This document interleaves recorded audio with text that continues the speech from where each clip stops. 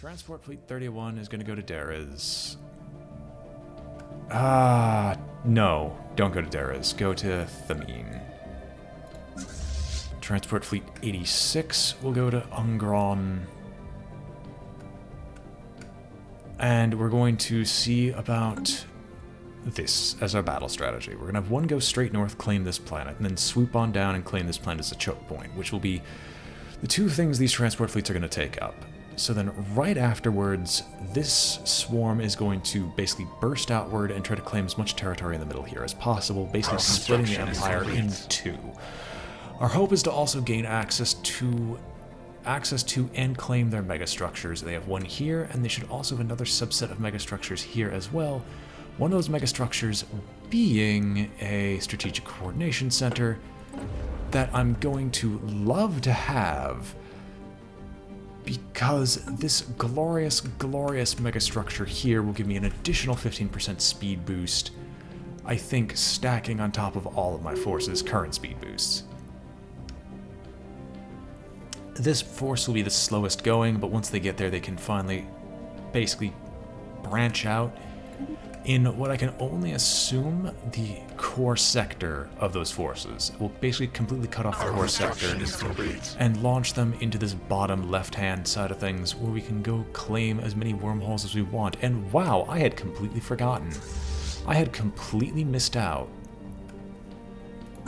on this wormhole right here. I'm gonna go fix that before they launch an assault right into our Empire's tender nethers. Ceaseless Swarm will, instead of going to its original location, which I can't remember where that is. It is one of the Tebrigs. Hang on. Devastating Swarm, you're instead going to go up to Sijui, and we're just going to position ourselves right here, right now, and just basically dare them to come through the wormhole.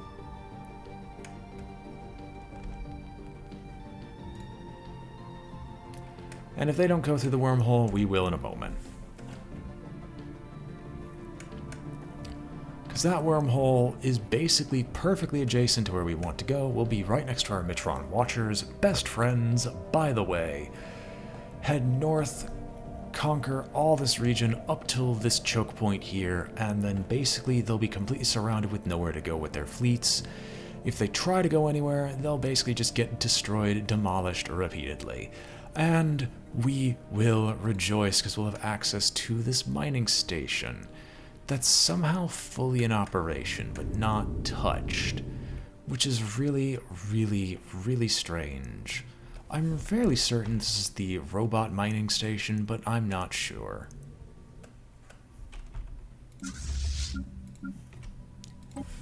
Merge these all. And then I'm going to... I don't think this is going to cancel. Go down to Ether Drake. Ether Drake. It's still building all this stuff, and I really don't want to tell it no. So I guess we'll just continue to be confused by what we're looking at here. And then I'll just slowly rebuild them as they come up. What else do I have to do fix up planet-wise? Because this game would be lying to me if they didn't have something to fix on my planets. There's no one who's homeless. So we're all right here. Cycle motion is actually done. Sea-Storm production. Huzzah! Hooray! And a million other pleasantries to you, because we don't have to worry anymore. It's like, this is the time I've been waiting for. This whole game. Being able to finally start considering closing down these planets and never having to look at them ever again. Hive worlds galore, all with maxed out production.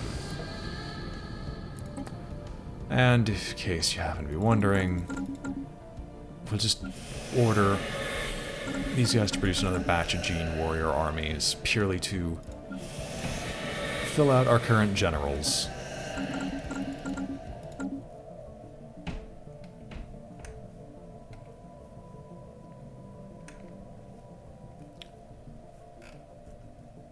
We have 2 generals that are untouched, aren't they?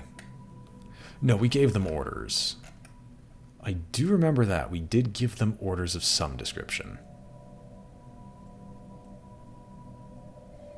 Now, were they good orders? That's debatable. Yeah. Yeah, they're decent orders, I guess. Not the greatest, but they're decent.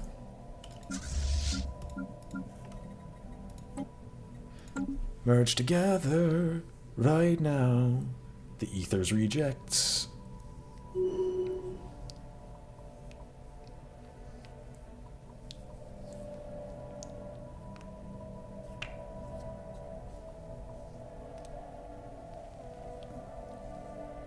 The Tebrig homologue is one of the last major players, followed up by going down south to the Zorok battle clans and then killing all the minor empires that are within their systems.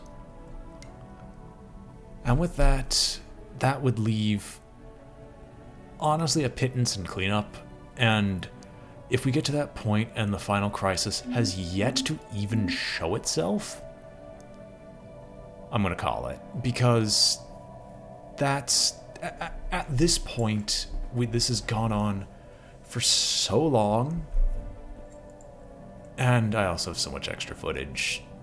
Like, I don't think the endgame crisis is just ever gonna spawn at this rate.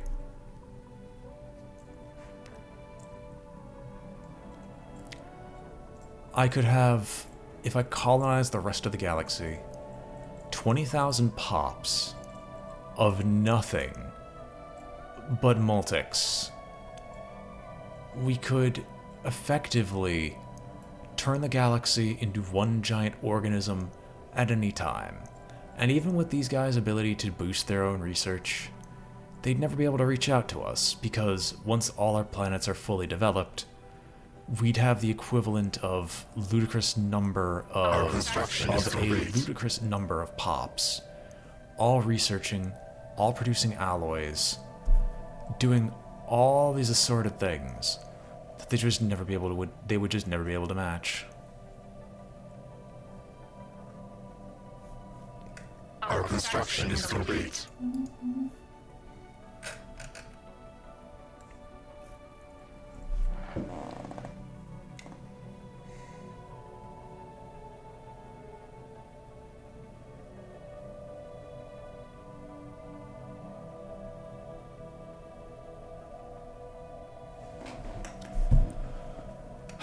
Anyway, our fleets are almost all in order. I am activating this gateway, right? It would have been done in like 26 days. I could have waited, but here we are. Oh well. Our construction is complete. We're not going to be able to make use of that gateway anytime soon, so I guess we're just going to be stuck waiting for the rest of our fleets to take the longest possible route ever right down to there.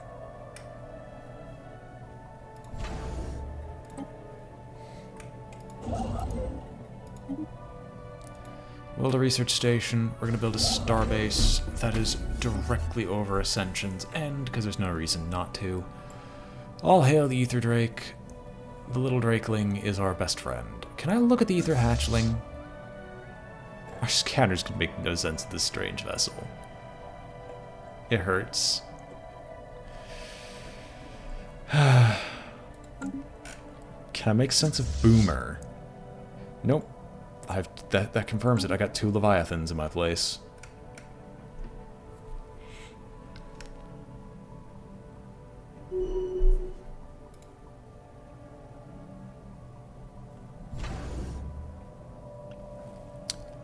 It is building as many ion cannons as it can feasibly fit. These still take forever, but once they're established, even their fleets would be hard-pressed to go through them. So, I'm reasonably certain that the homologues know exactly what's coming next, because the same pattern has repeated across the galaxy since time immemorial. But will they be able to stop it? Yeah, they've got the best shot. I'll give them that. And I will gladly steal a third strategic coordination center, plus an additional matter decompressor.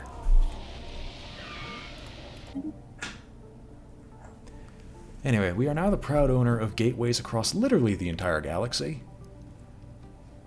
I think there's I think almost every system in my empire is within 10 jumps of a gateway. Which basically means that if something were to pop up, I could send all my troops through a gateway to a nearby location. More collectives everywhere. I could send all my troops to a single gateway, pop them out near that location, have them all jump drive to all the surrounding areas of the galactic core, and then put them on lockdown. And I'd be perfectly okay with that. Oh, right, edict, whoops, hang on. No, I need architectural renaissance, please. We're trying to build megastructures here.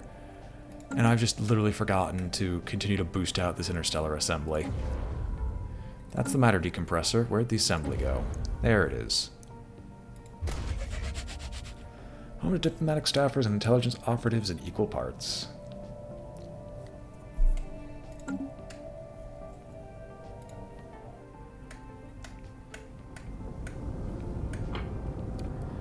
It looks nice, doesn't it? However, if you actually look at what it's doing for us, the Interstellar Assembly gives us a nice little plus 20 opinion rating, while we have the nice little negative 1,000 for being a devouring swarm, negative 1,000, basically, from being a threat to these peaceful traders, and negative 1,000 genocidal debuff that isn't going away because we're still genociding the most of the galaxy.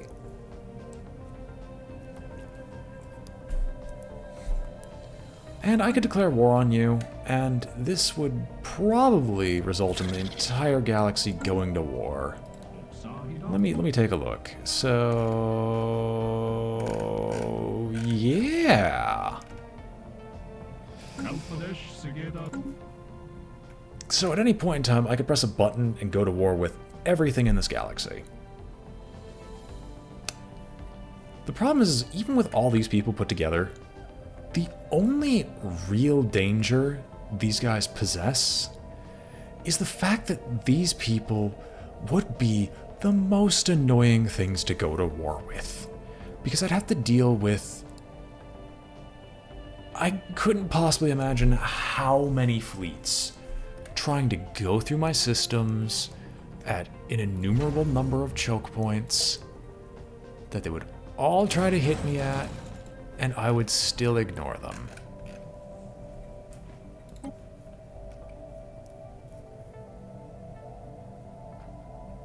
I'm basically just saying they'd just be incredibly irritating to deal with. On the bright side, it don't matter. They literally cannot assault us. It's physically impossible for them to make too much headway, because they're going to encounter multiple areas with multiple stations that prevent them from going through.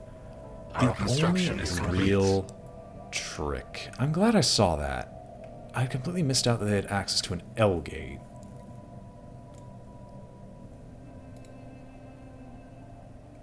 They had access to an L gate, they have access to wormholes. Do they have a gateway? That's actually a really good question. Do they have a gateway? I believe the answer is no. I think they only have an L gate in this section. Well, they have 2 L gates in this section. So I'd actually have to be careful. That's not fun.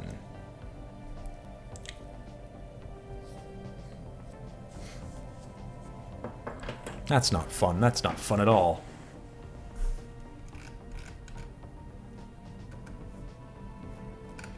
So how is this set up? Is this an actually properly set up defensive platform? I could picture it. I don't know what its range is, though. Because I got the 50% boost, but I just don't think it reaches the L-gate, so they can't pierce through this defensive place. But they can somehow use the L-gate to bounce anyway. And the Tachyon Lance has a range of 325, which means absolutely nothing to me.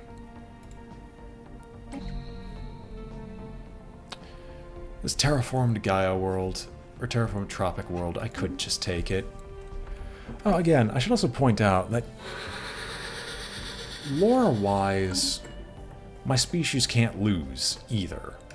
Because at any point in time, we could just shut down the L-gates from this side. Sure, they might be able to reopen it again, but by the time they would be able to do so, well, we would have whatever forces we could muster in the L-gates against them. Our construction is complete. That would be fun to manage.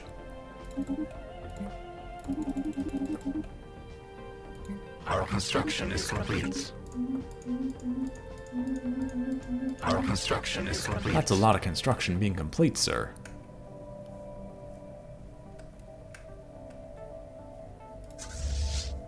Wow, they actually reset themselves. I didn't realize this about the Stellaris movement AI. It's actually smart enough to use newly constructed gateways to get through to places. Neat.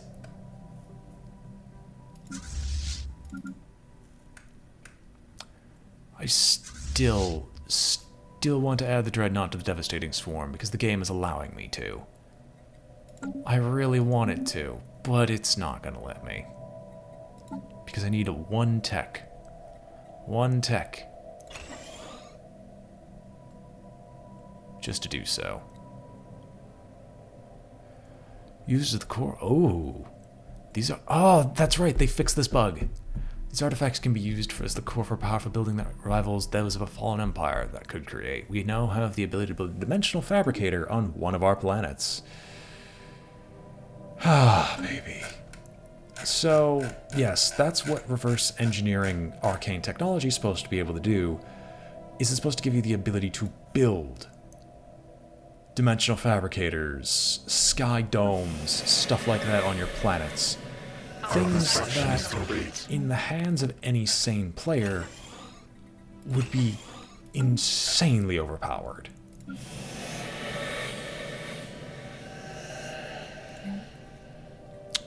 And you know what? Because it would require way too much time to fix this, this clone vat will merely be replaced with a dimensional fabricator.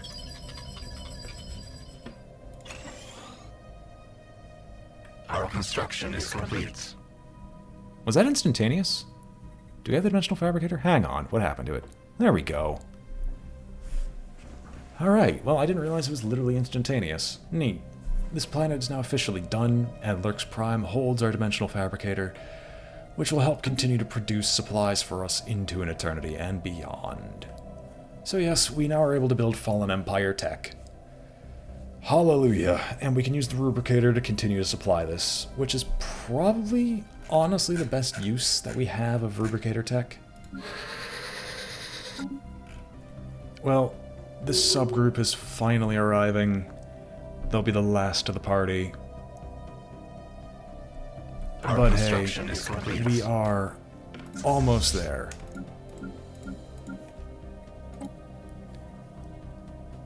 Merge these fleets together into Combat Swarm 5.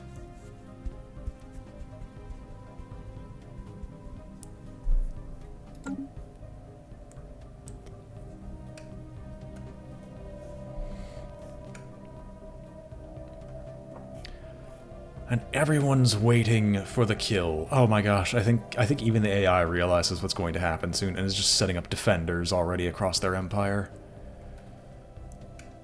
They know what's coming and they're waiting. But do they know the true, full extent of what's about to be unleashed upon them? I don't believe they do. And I believe that their empire will be crippled in the opening volley. And thus it'll just be cleanup afterwards.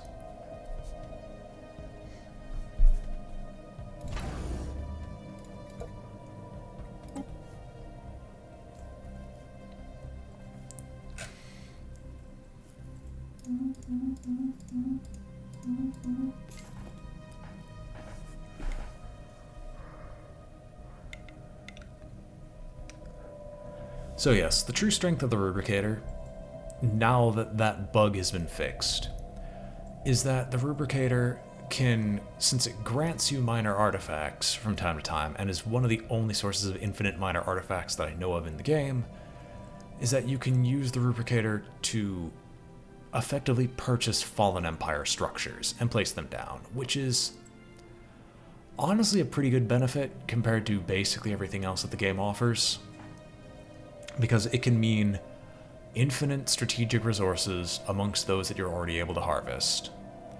With, for some reason, the strange exception of dark matter, living metal, or anything similar, I feel like that's a bug that should be fixed, or at least I should get a mod that fixes that, because the point is you're literally stealing resources from another dimension. Let me get infinite amounts of it, please. Because right now, if we're going by any sane logic, we should be getting dark matter. We should have been getting living metal, but the game just says no, we're not allowed to. Let me get more living metal. I want to buy living metal.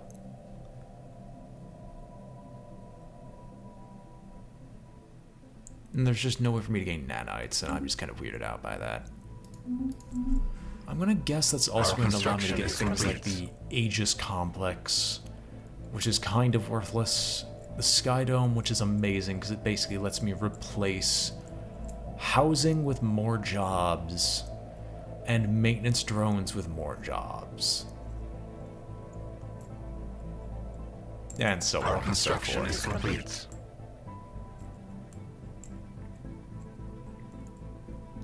Oh god, if I get enough of them, I'm going to rebuild Yitra again. No, I don't want to rebuild Yitra again. Again, what was it? How much Zero Dust do we actually have? Was it 5? Which is far more... Yeah, we have like 5 of it. It's far more than I would have ever seen. And any Psychic Empire would love this, but I just don't think there are any Psychic Empires. Actually, I'm kind of curious. I would really like to see the ascension perks of all of these Our species. construction is complete.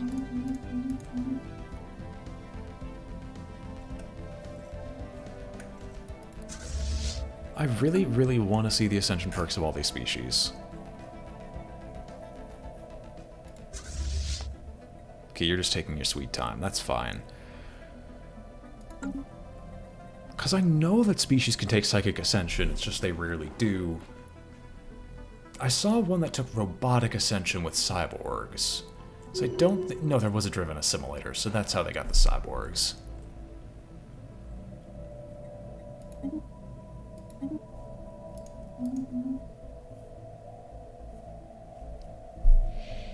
So then... What else do they have?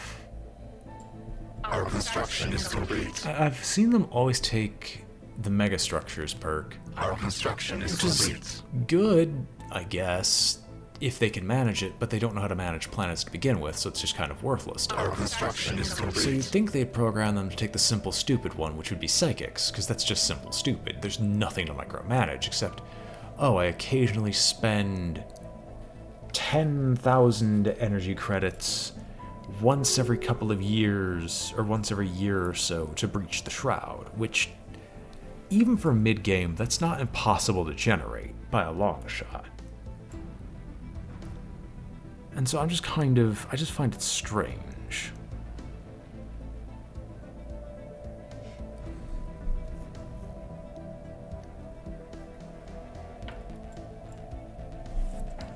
Oh well. I can always talk about writing scripts and other stuff like that, but that's just not happening. That's just something that's not happening for me. I really don't know what I'm going to do at college, though, because I was thinking about digging a little bit deeper into writing scripts and modding, because I'm basically going to have a week where the only responsibilities I'll have is helping fix up the house that I'm going to be living in for an entire year, which I really want to do so for obvious reasons, because it'll be nice, as well as going construction to is certain complete. social functions, basically being the equivalent of a nobleman, i.e. being a fraternity member, not really noble at all, but you get the idea. And so, wait, what? Is this a battleship? Yeah, it's a battleship. Okay. One of our regular battleships is now equal to a Titan. I'm scared. But because of it, L work would be done at around 5 o'clock at the end of the day. There'd be 2 hours. Not 2 hours. There would be 2 days that I'm spoken for. 1 day that I'm guaranteed to attempt to stream, partially as a stress test of the internet that time around.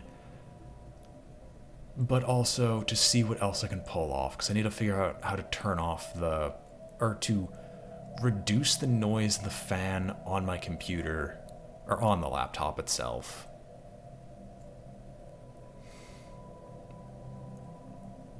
There's a lot of things I need to consider, but if I can, I might do something.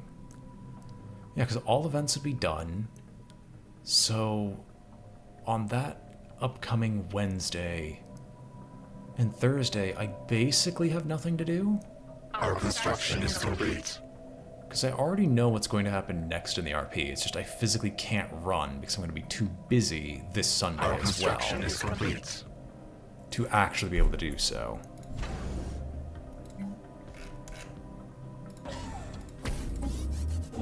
I'm sorry if it seems like I'm just rambling about what's going on here, but I'm just trying to find time and, more importantly, willingness to actually do something slightly different, even if it's just normal recording, because I want to get back into the swing of just doing anything that's not just streaming. Is complete. Not that I hate streaming, it's just I want to do more. I have fun with this. I have fun talking to myself and pretending that I'm completely insane.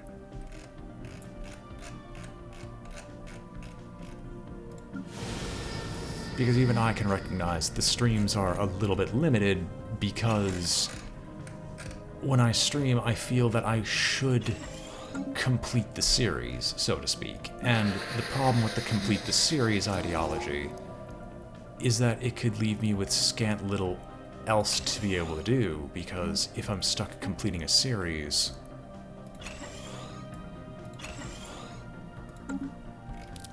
if I'm stuck completing a series, I don't feel like I should start something else because I might just drop it.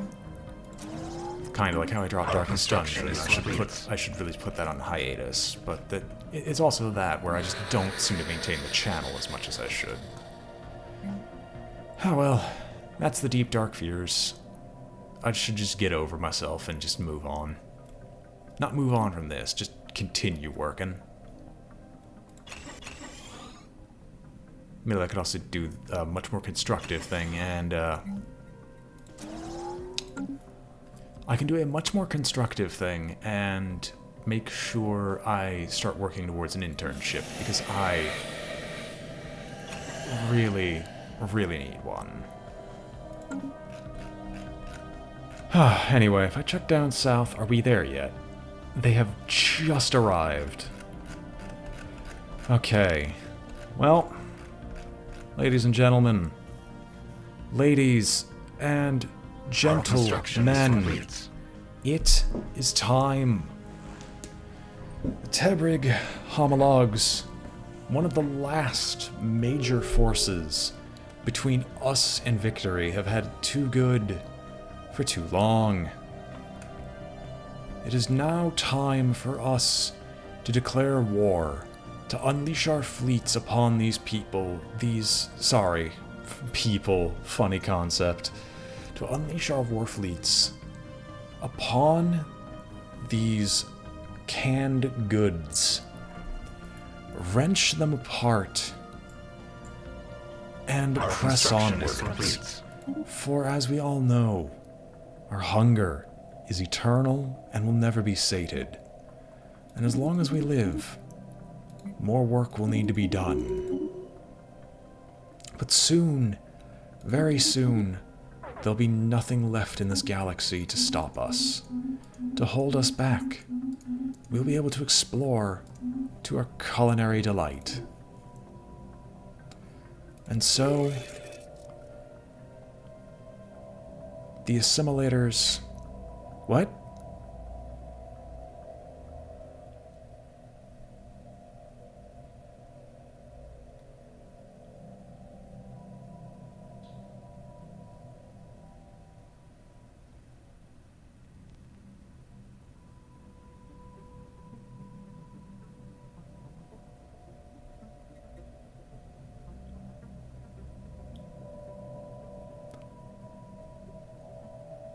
What?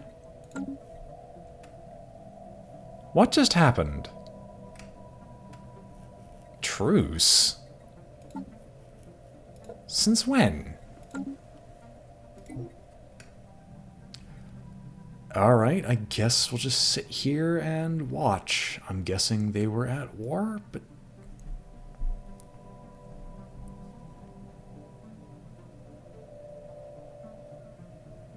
Can I declare war on anyone else? I can. Why is it these guys?